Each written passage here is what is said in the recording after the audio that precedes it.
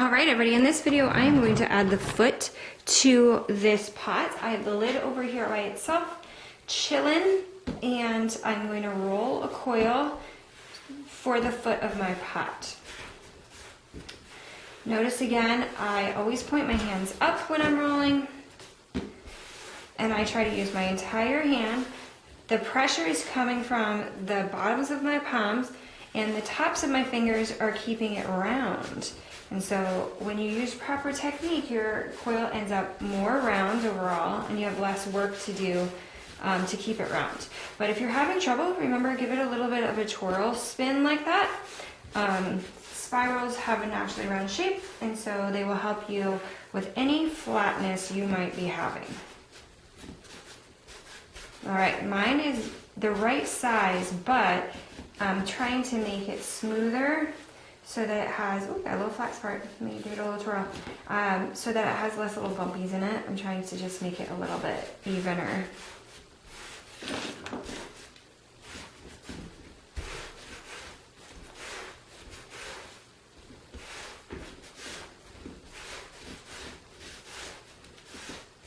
All right, so there is my foot that I would like. And my next step is to turn my bowl over.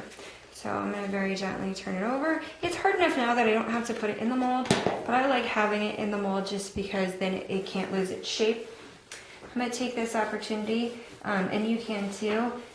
You can clean up some of these edges if you feel like they're a little messy or uneven.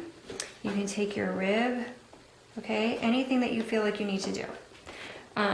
We're going to make one continuous foot around the bottom, which is very, very common for bowls, so that's why we're doing it. And you'll notice step one is to scratch. And I want to be careful not to collapse my structure. So I am scratching deeply, but I'm not putting a weight on the pot itself because I don't want to collapse it.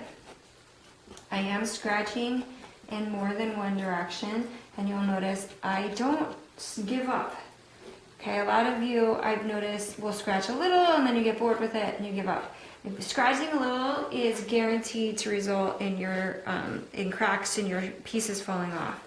So definitely put some effort into it and make sure that you have deep scratches so you have a good merge on your pieces.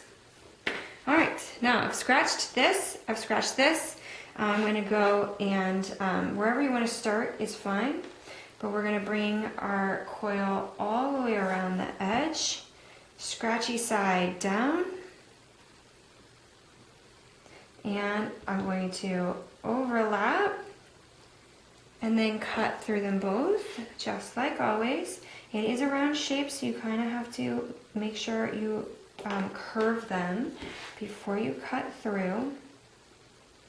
And then I'm going to merge the two together. Good. Now here is a very important step. Since this is a hollow vessel underneath, you don't want to put a lot of pressure here down. So I want to show you guys a new technique today. Turn it over and tap, tap, tap it on the table. Use your finger to gently press down into that foot from above. That will add a nice connection with that foot we just added without creating any weight that could collapse the walls of your pot. Then I'm going to flip it back over. Okay, and you'll see this edge here. So for this edge, you should take a wooden tool, or if you happen to have a rubber tool, that will work as well.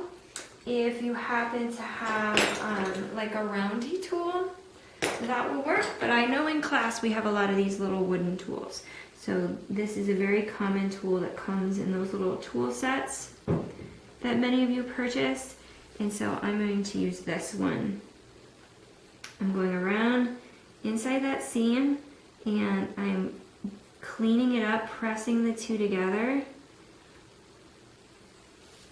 Going around in a circle.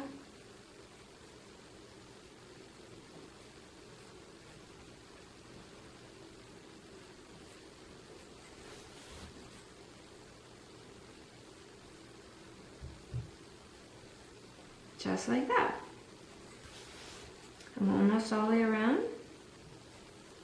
Seam's looking really good. All right, some of you are asking, do I have to use such a big foot? No, you don't. You can make a smaller one. I made mine pretty big, but you can definitely use a smaller foot. You do need it to go all the way around. It can be flush, so you'll notice I'm leaving a divot. I kind of like the look of the divot. I think it looks cool. If you don't, my feelings are not hurt. You can have it be flush. I'm going to use my paintbrush to smooth my seam now that I have merged the outside. And the added bonus is once it's a little bit wet and smooth, then I can take my finger and make it a little bit nicer looking, smooth out a little bit on that edge. So now the outside edge is totally ready to go. I'm ready to do almost the same thing on the inside. So you have some decisions to make on the inside. Again, you could go straight down, but be careful not to add too much weight. You don't want to press in and compress your bowl itself. So you could do like that. Or some people just like to smooth the edge in the same way and leave a lip on the underside as well. And that is certainly an option. So what I'm saying is some people like to just do like that. Okay, and which is certainly okay. I personally like this inside to be more merged.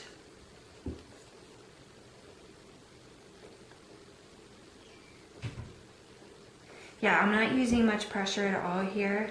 I'm just trying to push a little bit of the clay down into the base of the bowl. Okay, so now that I have it in there, I'm just gonna go around in a circle.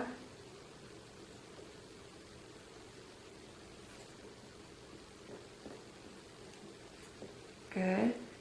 And then I can go with the other end around the outside edge.